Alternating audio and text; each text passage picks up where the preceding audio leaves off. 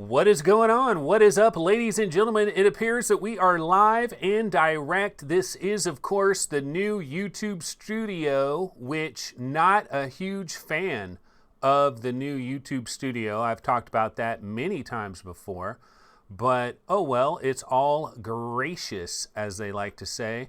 So what is going on, folks? Welcome to VR365. My name is Anthony. Welcome to one of the worst shows you will ever see on YouTube. Yeah, so it's April 30th. Today is the final day of April. Tomorrow is May 1st. May 1st, folks. Back to reality. We're reopening up everything. It's all going to be gracious. Go ahead and put on those sticky headsets. Share it. It's all good. Time to throw away your face masks, ladies and gentlemen, and go back to the beaches. Okay, maybe not. But you know what? It is going to be May 1st, and it is a brand new month. And do you guys remember May of 2019 was a freaking banging ass month in the VR gaming world? So much stuff happened last May. Here we are, it is 1 year later, and there are some big changes. Now, some people in chat or people that are watching this live, they might have thought, wait a minute, I thought this was supposed to start at 6 o'clock. It was supposed to start at 6 o'clock, but I decided to go ahead and just start it right now. Why not? Because here's the thing, I haven't had dinner yet, and I know I'm gonna get hungry eventually. So I figure, why not start it now, get it started now. That way I end earlier and I get my dinner and everything is great with the world. Okay, so what are we going to get into today? Like, is this going to be like a highly produced show with like lots of trailers and planned out stuff? Of course not. It is not going to be that. There was a day when VR365 was a little bit more produced, and you know what I'm feeling, folks? I am feeling heat. Heat is happening in the studio. This is probably the first episode I've done where heat is now a factor. That is a reality that we are going to be dealing with starting today and moving forward all throughout, probably all the way into like late October of this year. It is going to be a hot one, folks. Earlier this week in Sacramento, California, which is where I reside, I think we got to damn near 96 degrees or 95, 94, something like that. There was one day this week that was particularly scorching, and luckily I wasn't doing an episode that day. And it's actually a little bit cooler today, but I got a light over there that is banging on me pretty hard. Got a light over there banging on me pretty solidly.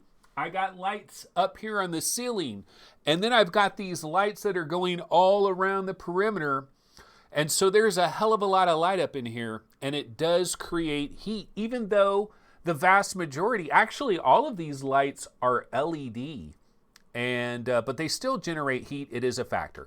Let's see what some folks are talking about. Oh shit, hey Anthony, hope YouTube is treating you better than this stream. Is the stream all jacked up? God damn it. Just when yeah, you know what the problem is, folks? No, that's not a heater. That's actually a fan back there. But it is not turned on. You know what the problem is? Here's the problem, ladies and gentlemen. Everybody is freaking home. My bratty ass kids are home. Everybody's home. Everybody's here. Everybody's using the internet. People on freaking laptops, phones, accessories. My internet is freaking garbage. Garbage.com. That's actually where I ordered it. You go to www.garbage.com. Great deals on the internet. That's how I ended up with my internet. And yes, it is absolute garbage. It says, YouTube is not receiving enough video to maintain smooth streaming. Okay, wait. Slayblaze says stream is fine on this end. Techno Glitch says fine to me. Okay, so I'm just going to ignore it. I will pretend that everything is all good in the hizzies. All right, so what are we going to get into today? Well, it is a shiz show extraordinaire, but I'll tell you this.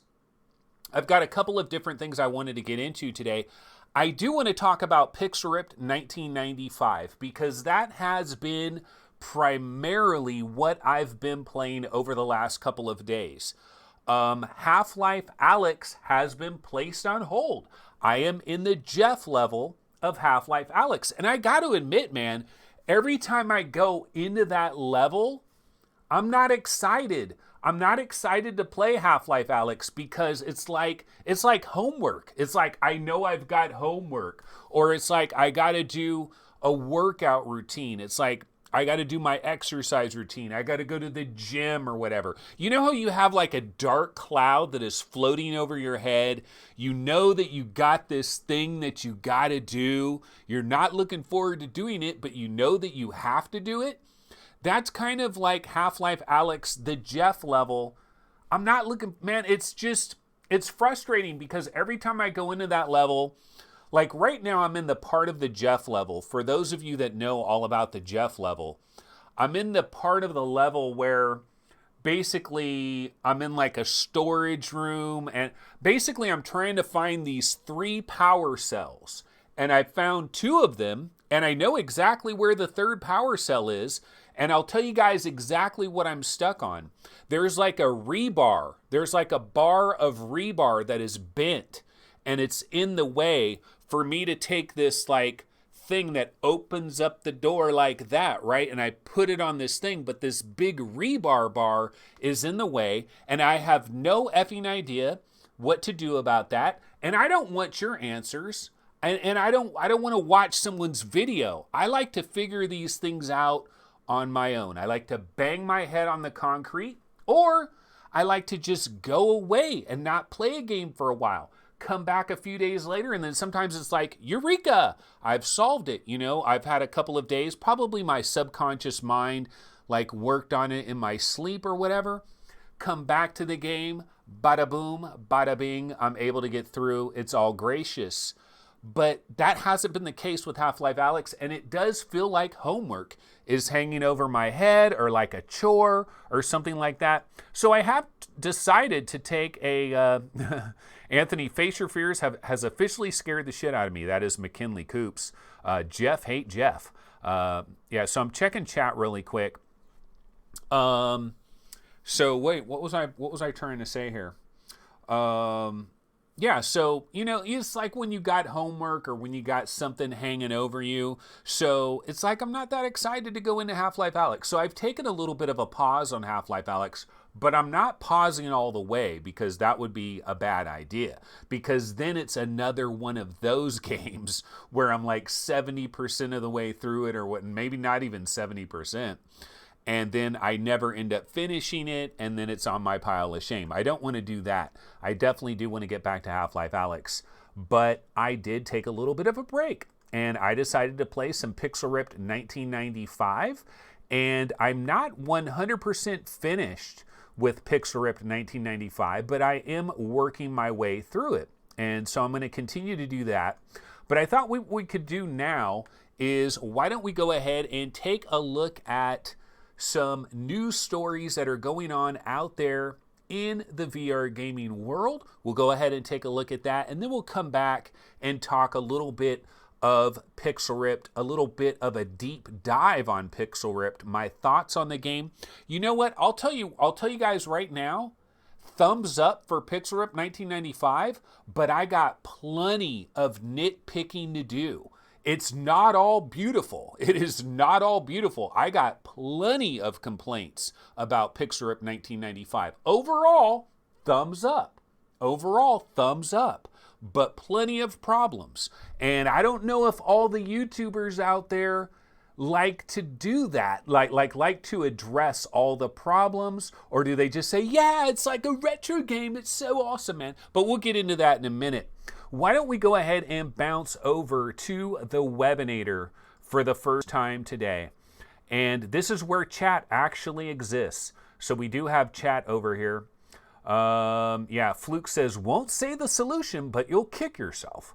Yeah, so some slight little hints there. Yeah, I don't know. I don't know what, and this goes back to the whole arbitrary kind of a thing. Now, maybe when I solve that problem, it won't seem so arbitrary, But speaking of arbitrary, we're probably going to use that word quite a bit when we get into the Pixel Ripped discussion, because I was stuck in a lot of little places in Pixel Ripped as well, which might be kind of crazy to some people because it seems like such an easy game and everybody would just blow right through it, no problem. Of course, I'm the guy that has some trouble. All right, so anyway, one of the topics that we talked about, this is a number of weeks back. In fact, actually, I think it was when I had the VR Roundtable guys. I had Steve and Gary on the show, and I don't remember what all we were talking about, but at the very end of our discussion, I brought up this idea and this thought about, hey, what about all these games that are on the way and the freaking situation that we have going on right now in the world? How is this going to affect all these games that are in development? Because I basically said, look, pretty much almost every game you can imagine is getting a 90-day delay. It's like a 3-month delay. That's like automatic. And then is the delay worse than that? Is it going to be more than 90 days? And it really depends on the developer. It depends on the studio. It kind of depends on how many people are in the studio. There could be some other development studios that are just a couple of dudes in mom's basement, and they're quarantined in mom's basement, and they're just going to bang away on the game. And so their game might actually jump a couple of weeks and be available even before they thought it was, because they're just banging away 24/7. They're ordering pizza, they're ordering Chinese takeout, and they're just continuing to bang on the game. But then there are development studios like Ready at Dawn, of course, developer of Lone Echo 2. We've been wondering, what is the deal with Lone Echo 2? One of the most wanted VR games that remains on the docket. Right now, I would say Medal of Honor, Above and Beyond, or whatever the hell that shit's called. Medal of Honor, the most wanted VR game on planet Earth at this particular moment in time. But Lone Echo 2 is on that ass. Lone Echo 2 is right there, and people should not sleep on Lone Echo 2. Now, why is Lone Echo 2 number 2? Well, part of it is the demos and the early looks at Lone Echo 2 have not exactly inspired a tremendous amount of confidence. Like, I don't think they've really put their best foot forward, if you will, and it hasn't really blown anybody away. I got to try it a little bit at OC6, and I've had other people say, dude, I was really disappointed with Lone Echo 2. That demo did nothing for me. And I told them, chill out, don't worry about it. It's not a good vertical slice that they put out there. But I have all the faith in the world with Ready at Dawn. But here's the story. So this just came out. We've got a message that has just been dropped. Ready at Dawn has acknowledged that there is going to be an additional delay. So apparently this was a Q1 2020 release. At some point, that was the release window for Lone Echo. Q1 has come and it has expired. It is gonzo. So when is this game coming now? Okay, well, let's go ahead and read this. In the last several weeks, we've all had to adapt to a new reality. Here at Ready at Dawn, we switched from the day-to-day collaboration of working in the studio to everyone working from home. Since mid-March, we've had to find ways to reconnect, and no method has been more impactful and effective for us than VR. As work progresses on our games, this new reality and dynamic has caused us to rethink some of our game development methodology, blah, blah, blah, blah, blah, blah. Development on Lone Echo 2 has been greatly impacted. The studio still expects the game to launch in 2020 and is promising to share more news on Lone Echo 2 very soon. Okay, so basically they're saying, yeah, this game is still coming in 2020. They expect. That doesn't sound incredibly reassuring, right? They're not saying this is coming out in 2020, but it might be like the last couple days of 2020. They're saying it's still expected in 2020. So yeah, this is going to have an effect, and the effect is going to be much stronger with the bigger the development team, like Medal of Honor, Respawn.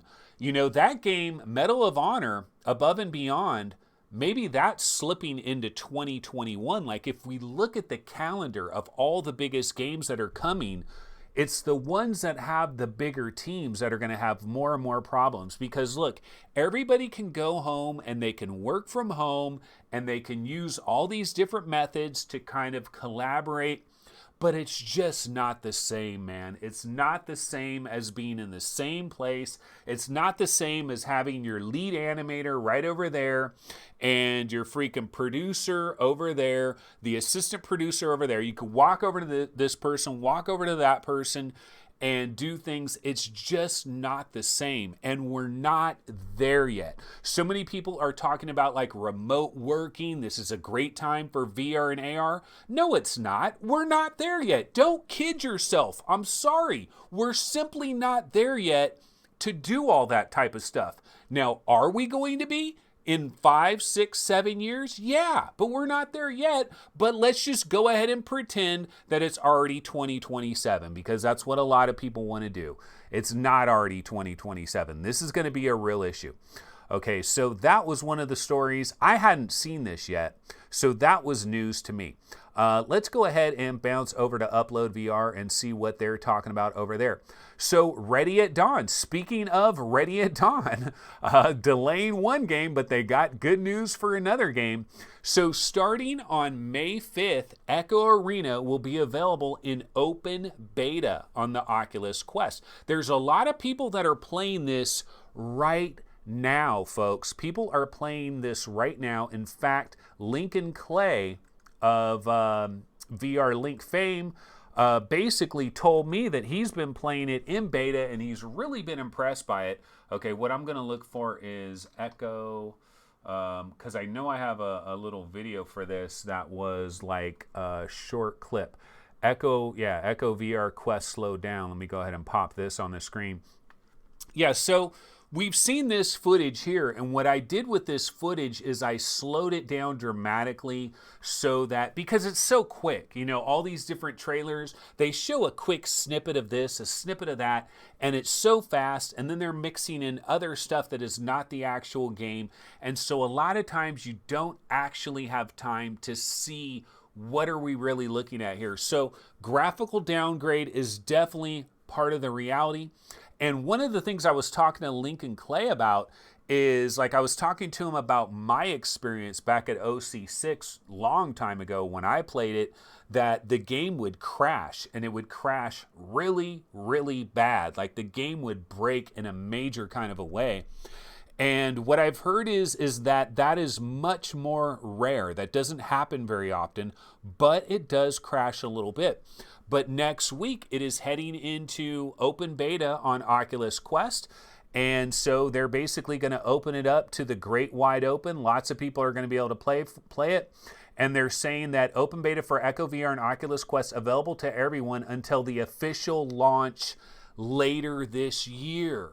So again, delays are happening. This is the same development studio we just talked about with Lone Echo 2. So it looks like everything is getting this 90-day delay, possibly even like a 5-month delay with some of these games. So that is a little bit of a factor. But yeah, we're looking forward to that. Okay, and so let's go ahead and go back over to Upload VR. Let's go back to the main. Oh wait, I need to bounce over here. I'm in the wrong spot. Okay, now one of the biggest stories though, of course, is this Mark Zuckerberg has made a comment. There recently was an earnings call for Facebook, and Mark Zuckerberg said that the Quest has surpassed our expectations. Everything is going really well for the Oculus Quest, other than the fact that they don't have a lot of them to sell. Now, I know it recently came back in stock very briefly. I don't know if it's still in stock right now. But basically, he's saying, I wish we could make more of them faster during this period, he said. I'm quite pleased with how the Quest is doing, and I wish we could make more of them. So within a matter of 2 sentences, 2 different times he talks about how we wish we could make more of them. He should also mention we fired the guy that underestimated how many we should manufacture in the first goddamn place, because they really did. That was a major mistake. Okay, that was like, people will ask, why don't companies just manufacture millions of them in advance? And it's the storage costs. Companies don't want to store product in a warehouse. It like affects their balance sheet, because it's like they have to consider that. And then there's also like actual manufacturing capacity per month. So depending on when they actually got started and they started manufacturing the Quest originally, there's a certain number of Quests that they can manufacture every single month. And then, of course, obviously what happened in China has a major effect on everything. That really slowed everything down. But it still is good news that the Quest is selling so well. It's so popular. People are buying it. I've had some people that have come up to me that aren't video gamers and they aren't VR people, and they're like, my daughter wants a Quest. My son what is this Quest thing? What is this Oculus Quest thing? I want to buy one. How do I get one? And I'm like, really, all you can do is go to the Oculus Quest, the Oculus website, and just check it like every other day. Eventually it will come back in stock and you just buy it immediately. That's pretty much what you have to do. But the information that we did get here is that they did report this other revenue, revenue that was not based on advertising. Okay, so it says, while Facebook remains an ad-driven business, Oculus products are driving growth in the company's other category of revenue. Quest in particular was mentioned in the company's blah, blah, blah, blah, blah, blah. So 297 million, up 80% over the same quarter a year ago. Now, does that mean, and what quarter are we talking about here? We're talking about first quarter 2020 compared to first quarter 2019. Well, remember this, the Oculus Quest did not exist in the first quarter 2019. So understand the comparison when you think about this 80% explosion. Not as impressive as it might initially seem, because there was no Quest in the first quarter of last year. Remember, the Quest launched on like May 21st or whatever. So it's going to be a while before we can examine quarter to quarter and have some kind of a direct comparison. And then even when we get to the third quarter of 2019 compared to the third quarter of this year, that's launch. That's the launch quarter. So it's going to be a long time before we have comparable numbers here. And also Facebook does have that Portal product that they have, which is actually probably doing quite well right now with the situation that's going on. In fact, my mom lives in like a senior care facility, and I think they have some of those Portal things, and they're offering to like bring it to different people's rooms so you can kind of talk to your relatives that are kind of sequestered. They're not allowing anybody in there because of the situation that's going on. So Portal is probably actually doing a better than you would have ever possibly imagined. Yeah, and then Zuckerberg also had a comment that I thought was kind of interesting. So he says, as people can't go out into the world as much, the ability to have technology that allows us to feel present even when we can't be physically together, whether it's Quest, Portal, or any of the software that we're building around video presence, that stuff has certainly seen especially large spikes in usage. Duh! Of course it would. Again, I'm not one of these people. Like, there's people that really believe that the 2030 future is already here and that we can really do remote everything with VR. Conferences should be in VR. No, dude, we're not ready. We're not even effing close to being ready, bro. Unless you want a lot of little weeble wobbles, and everybody wants to do a weeble wobble with a crappy ass background, bad audio. Hell no. Hell no. H-E double hockey sticks, no. Please, no. Please stop talking about that. But people really believe in that. Okay, and then he says, and it's possible that this accelerates some of the trends around adoption of virtual or augmented reality, but I'm not sure what'll happen there long term. Doesn't sound too encouraging. Not really sure, man. I'm not really sure what's going to happen with that long term.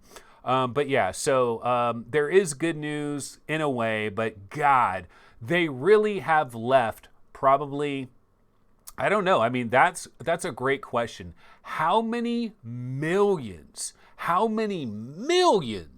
of Oculus Quest, like 5 million? Could they have sold another 5 million of these things? Like going all the way back to say like November of last year. If they had 5 million Quests sitting in a warehouse, don't you think they would have sold through all 5 million of them? I actually think so. I really do. So there are millions of Quests that would have been sold that have not been sold. And then the eBay, like the Craigslist, the scalping is a bad look as well. But, you know, there is some more trickling in here and there. Okay, what else is in the news? Magic Leap. You know, my last regular episode, well, really it was the last episode, right? I didn't end up doing an episode on Sunday. Magic Leap warns of critical battery issue just mere days after they basically slashed half of the company, and you know they're in a situation. So basically, what is this all about? Well, they found out. So developers received the email on April 28th, this just Tuesday, and this was just like a week, a critical update to the software on the device. Because in extremely isolated incidents, the battery contained in the processing pack may expand or swell when plugged into a charger continuously for an extended period of time. Now, the light pack, of course, is something that you are supposed to wear on your hip or in a pocket or something like that. So, not necessarily a great idea that it's swelling, expanding. The question is it actually going to explode? Like, that would be a major problem. So what Magic Leap is doing, they're offering anyone with a Magic Leap a replacement device free of charge. Now, what I'm wondering there is, are they going to say, hey, just send us the puck, or do you send the entire thing back and they send you an entirely brand new one? Not sure how that's going to work. I wonder if Noah is going to send his Magic Leap headset back. Yes, I am sweating profusely. Yes, it is crazy hot up in this joint. I wish I had a little towel or something to wipe my face down, but I don't. So I'm just going to have to keep banging away. But yeah, Magic Leap apparently sold about 6,000 of these units in the first 6 months, which is actually kind of better than I would have ever thought, to be honest. And I bet the vast majority of them, like I bet 5,000 of those went to people that are hoping to develop for AR, and they want these units so that they can get some AR development. They can get a jump start on AR development. I don't believe hardly any of those are actually in-level consumers that are hoping to enjoy some kind of Magic Leap thing. I'm going to grab some toilet paper real quick because there is a toilet paper roll over here, and I am going to wipe myself off because, yeah, it is ghetto hot in the studio, ladies and gentlewots. Ghetto hot in the studio. It is crazy hot up in here. Okay. So now, yeah, so there's some other minor little stories here and there. Hyperdash is available now on SideQuest with PC VR crossplay. You know, this one caught me off guard because Hyperdash is like one of the most exciting upcoming games. A lot of people really into this game. We got it ranked, I believe, as the 20th most wanted VR game coming to like PC VR platforms. It's also coming to Steam. It's coming to Quest. You're going to have cross-play available there. But it is loading. It's going to be available on SideQuest. And what I'm wondering, okay, so it's going to be available for free. You can try the alpha release for free in SideQuest while it's still under development. It's been available on SideQuest for a while now. It says no price has been decided for the final game yet, but it will be a paid title when it is finished, and the developers say Facebook gave them the go-ahead for eventual release on the Oculus Quest store. So apparently it is still eventually coming to the Oculus Quest store. So there is that. Let's see, what else did we want to look at? You know, why don't we actually bounce over to the Oculus Quest store? Because, yeah, wipe down with dollar bills, more like quarters. I'll be wiping down with pennies, nickels, and dimes. But one thing I did want to take a look at really quick. Oh, Drunken Bar Fight is the daily deal. Wow, Drunken Bar Fight is 17 bones. That is called the Oculus tax right there. It is now 12 bones, 29% off. You know, it's okay. Drunken Bar Fight is okay. It's a cool little experience. It's kind of a ha-ha, hee-hee kind of a game. I don't think it's like a $12 game, though. I don't know that I would recommend that for $12, to be completely honest with you. But checking out recent releases on the Oculus Quest, Pottery VR, only $20 for that puppy. Pixel Ripped, of course, is out there. We're going to get into that in just a second. Supernatural, free. Okay, I haven't fired up. Would you believe, ladies and gentlemen, I have not fired up my Oculus Quest in like over a month. Like the last time I've used my, yeah, it's been well over a month, because since Half-Life Alyx has come out, I have not fired up the Quest. And, but basically the last time that I was using the Oculus Quest, I was playing like Face Your Fears 2. I was playing a couple of different games, kind of bouncing back and forth between a couple of different games that I kind of missed out on. And Pixel Ripped, what do you call it? Supernatural has now come out, and I believe there is a tutorial that you can try for free. However, I think it's Radio Runt was explaining to me that the tutorial doesn't really break it all the way down, and that when you play the real game and you go through a real workout, it is considerably more in-depth and pretty incredible, like a real kind of workout. He was kind of really getting into it and talking about it in a major way.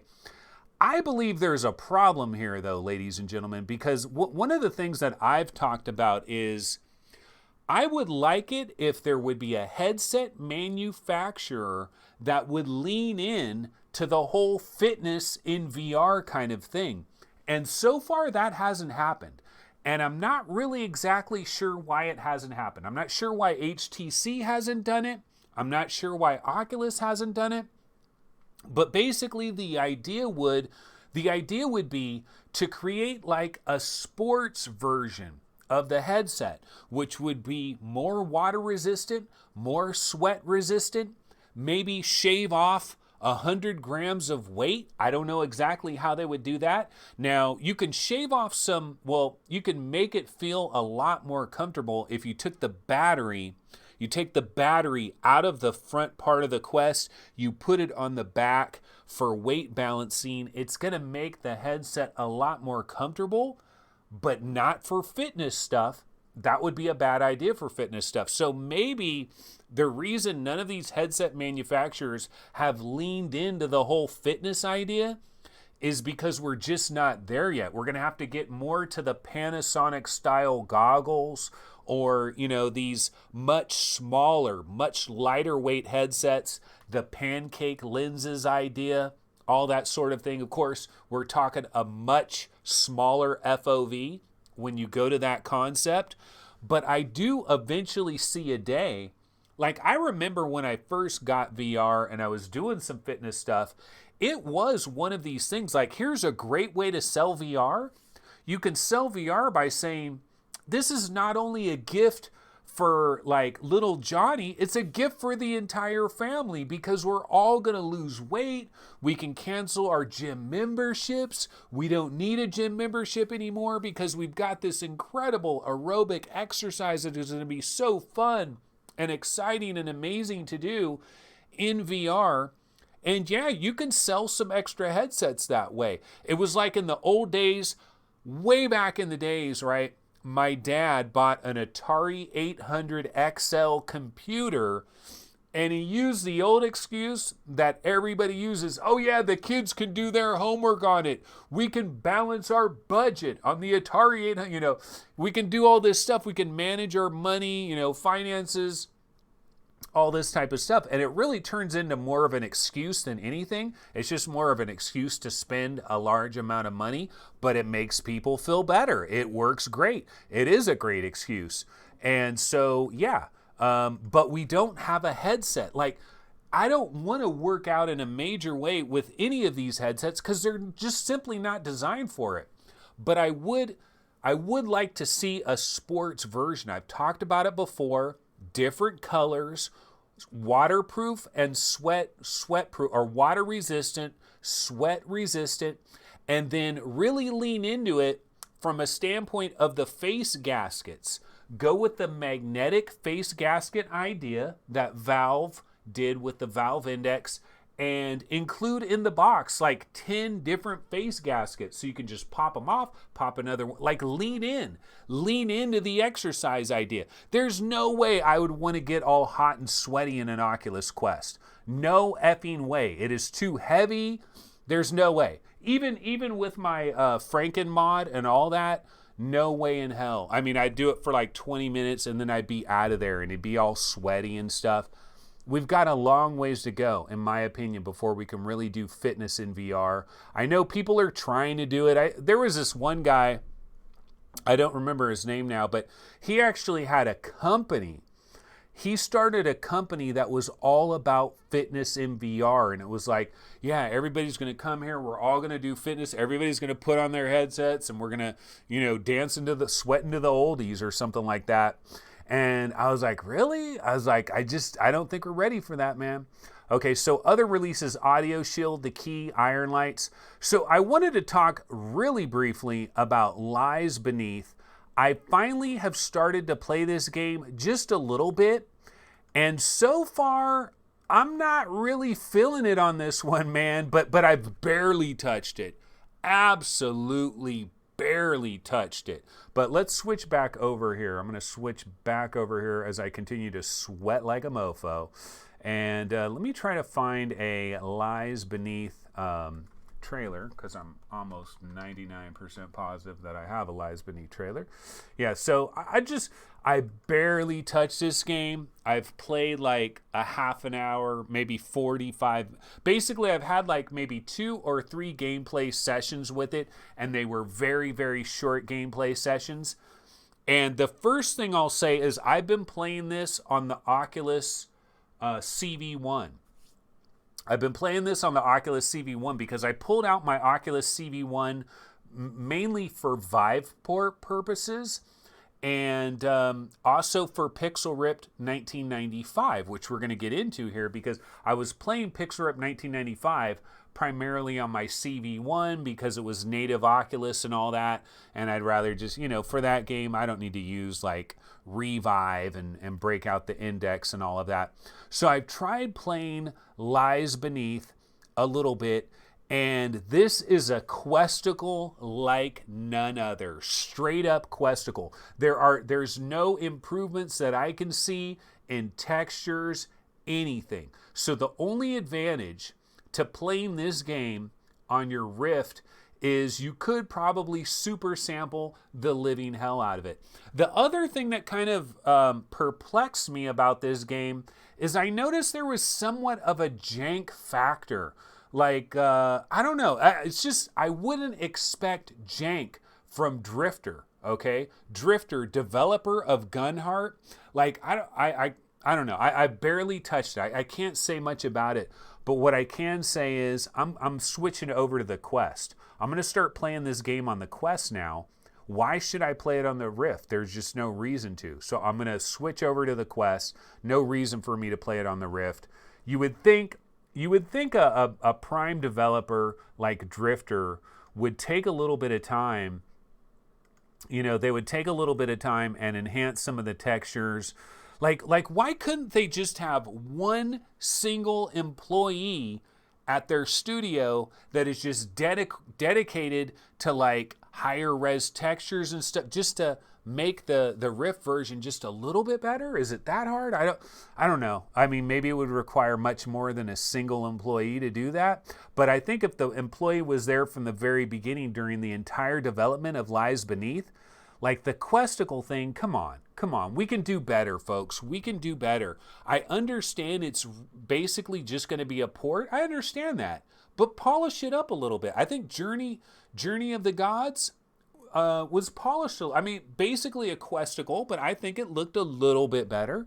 Like, I think things can be done. So, I don't know. I was a little bit disappointed with that. But I'm definitely going to play more of it, and I'll have much more to say about that in the future. But I was not, like, these ratings, like, again, maybe I'm way too early. Maybe I haven't, like, discovered what's so great about it. But, like, in my incredibly brief game sessions with this game, like only like 25, 30 minutes of gameplay, like I was not impressed at all. Not impressed at all. At all. Okay. But I know there's a lot of people, I respect their opinion, a lot of people that really rave about this game and champion this game. So maybe I just need way more time in it. So I really can't say too much about that. But one thing I did want to talk about, folks, Jarillo says CV1 screens are dated. They sure as hell are, but here's the deal, Jarillo. Have you seen? I've got a video for you on YouTube. And the video is called No Bueno. Let's look. No Bueno. VR365. Yeah, no bueno. This is a video right here. Palmer was right. Palmer was right, dude. Sure, yeah. CV1 is dated as F, but they don't have a headset for me yet because the Rift S sure as hell was not. I bought the Rift S. I gave it ye old college try. Like, what's your suggestion, Jarillo? Are you telling me that I should be using Revive and I should be using my Valve Index to play something like Pixel Rip 1995? Because to me, that's a waste of time. It's a waste of effort. I don't want to hold Valve Index controllers while I'm playing a freaking platformer. Nah. I don't want to fire up Revive just for the hell of it. No bueno. No bueno. I need a new effing headset. Absolutely no question about it. I need a new effing headset. I don't have one. Okay, so what I did want to talk about today, and I know we're a little bit all over the map, and I got to hurry up and get out of here because I got to get something to eat. So what I did want to talk about, though, is Pixel Ripped 1995. And I wanted to do a bit of a deeper dive. Look at Main Fan! Look at Main Fan, bro! Mega Man Main Fan. He's got like a new intro.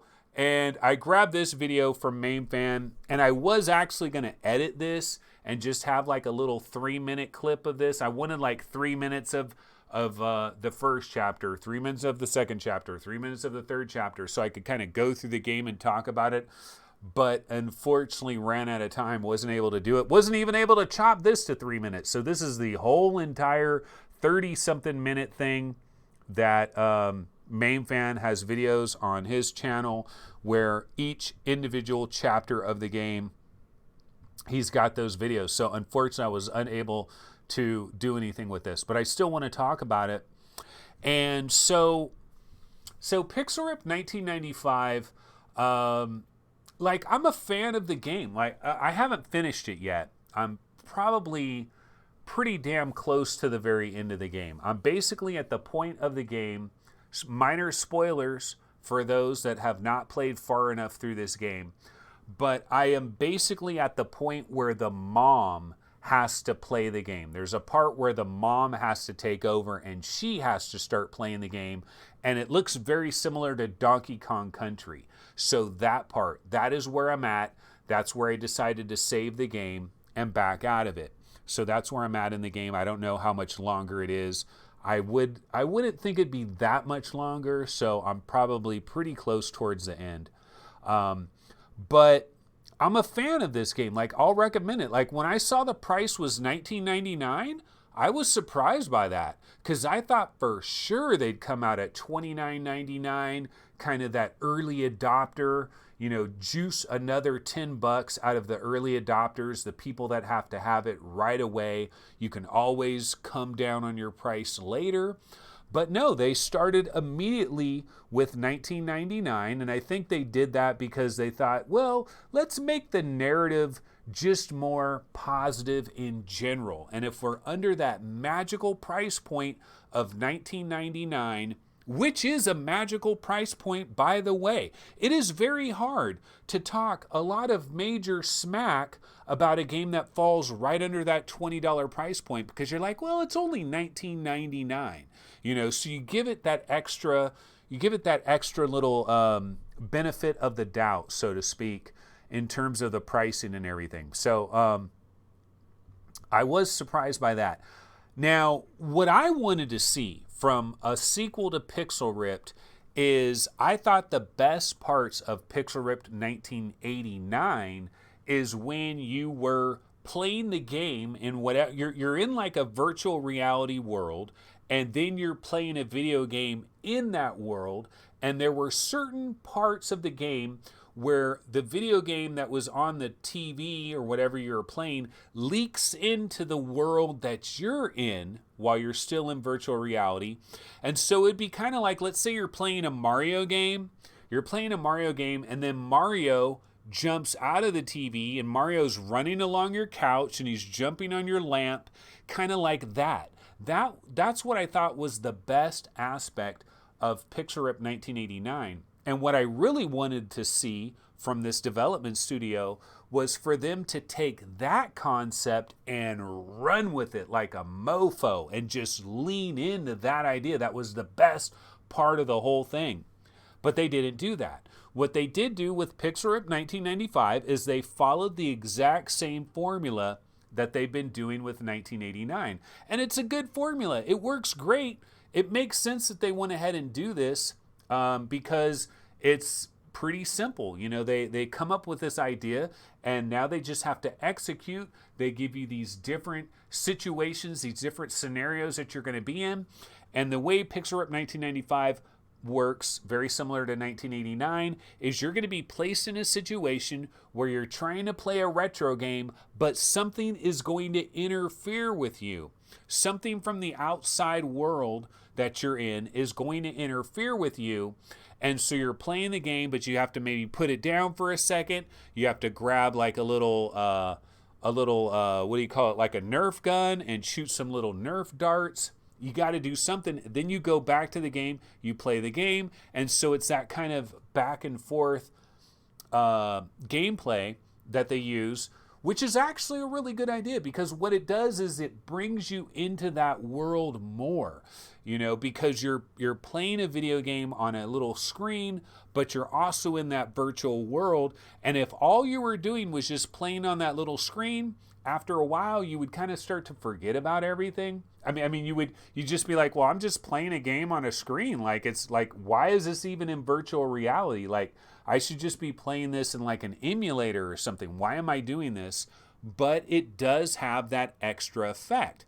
Now, what I was really surprised by this very first level, and again, apologies that I wasn't able to snip this video and get past all of this and get right into the gameplay of Chapter 1. But one of the things that really surprised me about it was the mom that was in this game. Was anybody else surprised by the mom? Okay, so we're going to switch over here. Here is the Webinator. I was amazed. I was super amazed that they were able to get such high-end talent to do the voice work for the mom. Sofia Vergara. Is that how you pronounce her name? It sounded like her name, right? It sounded like her. Like, I was like, something's weird about this mom. We're in what looks like America, and, everything seems normal, but this mom, I don't know. She sounds like she was in Venezuela for about 25 years, and then moved to America. I mean, there's nothing wrong with it. And the voice work, like all of it was great, like the production value and everything. But it was just like, that's weird. They got Sofia Vergara for, no, they didn't. I'm joking about that. I'm just saying the mom in the game doesn't sound like your typical American mom. I just thought it was kind of unusual. So I found that to be a little bit interesting. I was wondering, did anybody else notice that? Was anybody else playing the very first level of Pixel Ripped and they thought, this mom's voice is kind of weird? I mean, there's nothing wrong with it. There's nothing wrong with it. Is it the actual developer? Like, is it Anna? Is she actually doing the voice? I don't know. Like, I didn't get to the end credits, so I didn't see who was actually doing the voiceover work. But I thought that was interesting. And then also the dad. The dad in the game reminded me of somebody, and I wasn't sure, who does this dad remind me of? But it really reminded me of something, and the dad reminds me of Hugh Neutron. Okay, I didn't know what this guy's name was. I just did a search for Jimmy Neutron dad because the dad in this game dead on Jimmy Neutron's dad. I mean, it was very Jimmy Neutron-ish. So that was just something I noticed about a couple of the characters that were in the game. It was kind of interesting how they did that. But yeah, let's go ahead and go back over here. Oh, damn it. I should have unclicked the restart over. I'm going to grab a Pixel Ripped trailer, actually. It'll go through stuff faster. Well, here's Pixel Ripped 1995 Level 2 playthrough. Let me click on this one. Main fan, bro. Main fan. Incredible. Mega Man main fan. Okay, this is chapter 2, but I don't know how long it's going to take to like actually get into the gameplay. So yeah, never mind. I'm going to grab I'll just grab a trailer. I'll grab a Pixel Rip trailer. Hold on one second here. But I wanted to talk about some of the different things that kind of jumped out at me about this game overall. Like, here's on the positive side of the coin, this could have gone so wrong. When you do a retro thing like this and you lean into this retro idea, it could have gone so very wrong. That's what I don't think a lot of people appreciate about the original Pixel Ripped 1989 and this Pixel Ripped 1995. The cringe factor could have been off the charts. And there really was no cringe factor. You know, there really was no cringe factor with this game. I thought, well, I take that back. There were some minor cringe moments. Like in this part right here, when you're playing this game Street Puncher and you're at an arcade, there's some people talking in the background, like the peanut gallery, people just saying things randomly. And there was a few things where I was like, okay, this kid's starting to get on my nerves, you know, saying the same thing over and over and over again ad nauseum. But I thought they did some great stuff, like the argument with the kids about the turbo drive and the power system. I thought they did a great job with that. Then when you're in your bedroom and you basically have like a Super Nintendo, but it has like a 32X attachment. And like when you're at the store and you bought the 32X thing and you have the box, like they did a freaking masterful job of the way they designed the two consoles, the turbo drive, the power system, the arguments that would go back and forth, the Rad Raccoon, like all the little games that they made. All the little games like this Castlevania game right here that's on the screen right there that you have to play. Your mom comes in. And you know what was super cool about this? So a big part of the gameplay, like I was saying earlier, is you're playing a game on a screen, but you're going to get distracted by something around you. And so you're going to have to interact with something around you to get back to the game on the screen. And when you're in your bedroom, it's like nighttime. You're supposed to be sleeping. And what I thought was really cool about it is what would wake up your mom was very specific sound effects. So like most of the game, you're fine. As long as you didn't land on like these wooden floors or you shot this like bell that would ring, you're perfectly fine. And how true is that? I mean, because back in the days, we probably were playing some game in our room, and it was one particular sound effect that would wake up your mom. And if it wasn't for that sound effect, you could play all night long. So I thought that was actually a really clever idea how they did that. Like, they did so many things very well. So, I don't really have too many problems about that. But watching this trailer here, actually, let's switch to this look here. And I just wanted to see some of the stuff like in the backgrounds, the things that show up in the backgrounds, pretty good job. Like, that house definitely looks kind of like a 90s kind of a house. So lots of good jobs there. I just wanted to comment on some of, like, this room, the slanted ceiling of the room, the mom coming in, the posters on the wall. Pretty damn good job there. But I know I'll be reminded of some other things that I wanted to mention. That's why I just want to check out this trailer real quick. Okay, the Donkey Kong Country. I mean, they did such a great job with all the different little games. Streets of Rage, Zool, kind of a Sonic the Hedgehog kind of thing in terms of her health. Because, like, whenever she gets hit, all the little things scatter. You have to grab them. Okay, now there was a little bit of some arbitrary stuff that was going on with this game as well. Like, when I was in the Blockbuster level, did anybody else get stuck? And look at that Super Nintendo box. Look at the Super Nintendo box. The Blockbuster store, they did a great job when you're in your dad's station wagon and, the hatchback, or you're in the hatchback and the hatchback opens up and you're doing the Mode 7 gameplay. I thought they did a freaking fantastic job with that. But when it comes to arbitrary, here's a problem that I have with basically all VR games in existence. For the most part, it seems like most VR games tend to get into this arbitrary type thing. And here's what it ultimately boils down to.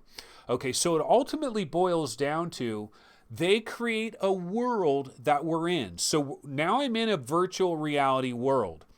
And what happens is, and this goes for Half-Life Alyx as well. Like, this absolutely speaks to Half-Life Alyx. Pixel Rip 1995 has the exact same problem in certain areas that Half-Life Alyx has, and almost every other VR game on planet Earth, well, not exactly, but a lot of them will have this arbitrary thing. And what it is you've got me in a virtual world, okay? So you've got me in a virtual world, and a lot of times you're going to solve the puzzle with something that is just sitting in the world. And it's so obvious, right? The bananas in the hatchback. So obvious, right? No, not that obvious, because you know what? So much of the world is not interactive. So here's the thing. If you made the entire world interactive, like if I could pick up everything, if I could walk around the Blockbuster and pick up little things off the shelf of the Blockbuster, if everything was truly interactive, then no, it wouldn't be arbitrary. But the problem is everything is not fully interactive. And look, I'm not saying that this is a solvable problem. It's a very difficult problem to solve. But like the banana in the car thing, I did that level a long time before I finally realized, the freaking bananas. The bananas are bombs. Like, it took me a long time to realize that because it's basically arbitrary. Like, if everything was interactive, then no, it wouldn't be arbitrary at all. It'd be like, well, solve the problem with what's around you. Everything's interactive, so you can solve. No, but there's specific things that you have to grab that will solve the problem. The other thing, I mean, this isn't so much arbitrary, but like when I'm in the Blockbuster, right, and you're playing the power system and you're playing the turbo drive, and you're going back and forth between the power system and the turbo drive, there's a certain part where it's like, okay, you've got to play this game, now play that game, and you're going to get the bombs from the Alien 3 game, BioNite, and you're going to bring the bombs over into the Zool game, and it's going to help you get through part of some level in the Zool game, and then you're going to take the floating umbrella from the Zool game and you're going to bring it over to BioNite, and it's going to get you past a certain section of BioNite, And yeah, that back and forth worked very well. It actually was done very well. The graphics, the sounds of everything done incredibly well. But I got to admit, I got stuck in a number of areas, and it was probably just me being dumb about it, where I'm playing the Zool game. I'm playing the Zool game because I'm thinking that's the main game. That's the main game I started playing. And I'm thinking BioNight, I'm just jumping into BioNight to grab something here or there real quick. And then I'm jumping back into the Zool game. And what I didn't realize, like I was stuck in the Zool game forever because I'm like, how do I get past this? How do I get past this? I've done everything I could possibly do. And then I finally realized it was the bubble part. You know where you get the bubble to jump on the bubble, kind of Cool Spot, basically. They were doing a tribute to Cool Spot with that bubble. I was like, well, I got this bubble. I'm jumping on the bubble. Like I jumped on the bubble so high, I got to the very top of the thing. And I'm like, I can't jump over this. I can't jump over this. And finally, I actually went to a playthrough to figure out what the hell I'm doing wrong. And I went to Alyx VR's video, and Alyx VR was doing the exact same thing, the bubble thing. Immediately, as soon as he did the bubble thing, he immediately went to BioNight and got past the area that he was stuck in BioNight. And for some reason, I had like a brain fart and just forgot about the whole back and forth thing. I'm thinking the Zool game is the primary game, and I just forgot about BioNight, and so I was stuck there for a long time. But but other people like Alyx VR, bam, immediately went to the other level, understood it immediately. I don't know if there's anybody else out there that got stuck like I did, and I wouldn't really say that's arbitrary because They've demonstrated that we're going to bounce back and forth between these two games. It makes sense. It's logical. I just got lost in it and I was stuck there for a while. But it's a problem that all VR games have, this arbitrary thing. It's the entire world is not fully interactive. If the entire world was fully interactive, then yeah, you'd be looking around for all kinds of things. You're grabbing doors, you're grabbing cups, you're grabbing things because the world is a real world, but it's not that. So I don't know. Okay, let's see what some folks are talking about in chat. Okay, let's see here. Dad, a total simp factor, 100%. I'd pixel rip that booty. Okay, that's Girillo. That's Girillo there. Okay, they captured the 16-bit era pretty damn well. That's Slayblaze. And Slayblaze says, I had the same slanted ceiling growing up too. Haha. No, they did a damn good job. They did a damn good job. I'm telling you, this could have been 1,000,000 times more cringeworthy than it is. There's very little cringe. That Super Nintendo box, it's right under the, is it the power system? Yeah, the power system, the Super Nintendo box, it's right under. I mean, so many little details, so much attention to detail. Like even in the Blockbuster store, like when you're in the Blockbuster store, did you turn around and look at all the games on the shelf, like the giant shelves, like the Game Boy, they call it Gear Kid, but the way they designed the boxes, so perfect. I mean, they must have took a picture of like the most common games that were on a Blockbuster shelf and then like slightly altered the logos for all of them, but kept the general color design and general aesthetic so it instantly looks like these games from the past. Such an incredible job. I mean, yeah, incredible. Okay, Girillo says, they need to put the banana in front of Anthony's face, completely taking up his entire FOV. Girillo says the bag with bananas was literally right in front of you. Yeah, no, there was a bag with bananas literally right in front of me. There was. And I noticed the bag of bananas, but I just simply did not put two and two together because I'm controlling this Dot on her motorcycle and it's doing this mode 7 thing. And finally I realized it because I'm like, they keep opening up this hatchback. They keep opening up this hatchback and then a missile fires at me. And then I finally thought, why do they keep why is the hatchback opening? And then I finally realized that, oh shit, I'm probably supposed to take one of these bananas, because I finally saw the little hand symbol on top of the banana. And yeah, you could say I'm a total idiot, like ridiculous idiot, not to realize that I could take that banana and throw it. But I still say it's arbitrary. I still do. You know, it's still effing arbitrary. And until the entire worlds are fully interactive, if you make this one little thing be interactive and it solves the puzzle, arbitrary as fuck, in my opinion. But it's a hard problem to solve. Okay, Slayblade says, I thought there was a hint about the bananas. It's something the father says as he is driving. Well, he talks about the banana bread or whatever.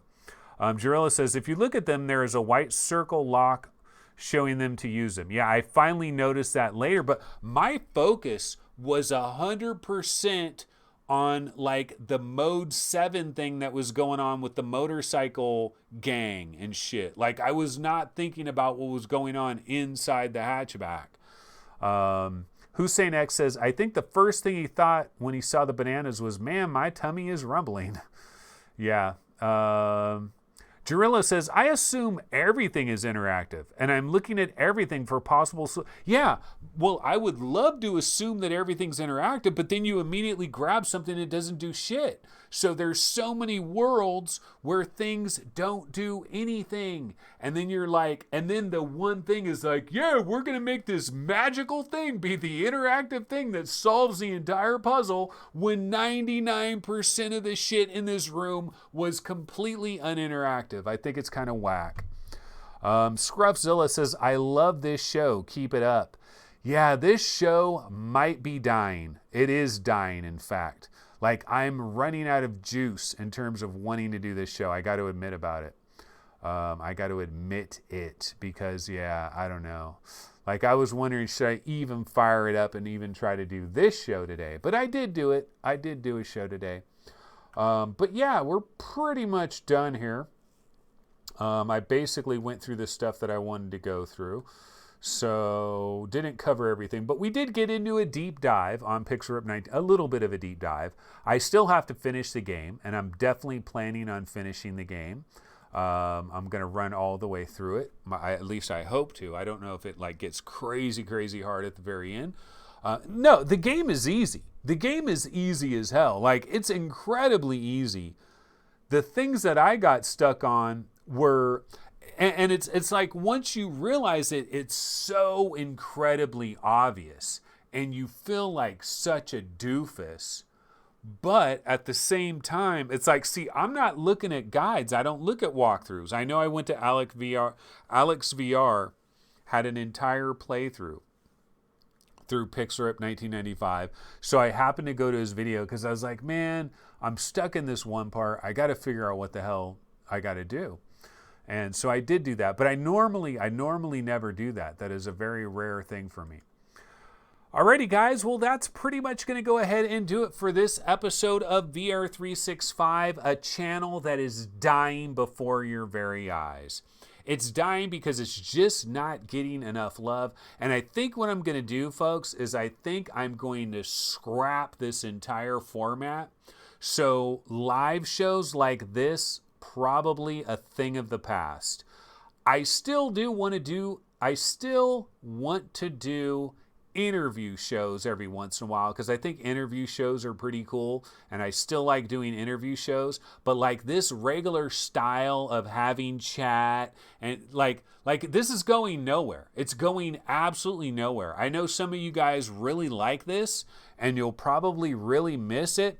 And when you see like the new type of videos that I'm going to be doing, it might disappoint the living crap out of some of you and you might wish, oh man, this isn't what I want. This is what every YouTuber wants. I liked Anthony's shows because it was like spontaneous, man. He was going off the cuff and now everything is scripted and freaking highly polished and this isn't what I like. But the problem is, bro, this is getting no views. It's getting no views. Like, it's not doing anything. There's no growth. There is literally zero growth in this channel. It is unsustainable. So I've got to do something. So I got to figure out something. But anyways, I will be back on Sunday at 11:30 a.m.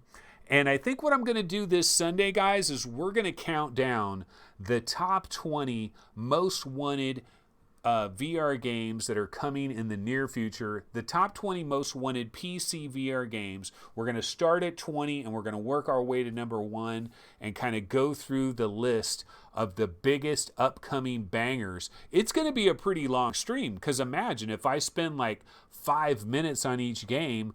That's a long time. So it's going to, and some games I might spend like 10 minutes on, other games maybe 2 or 3 minutes on.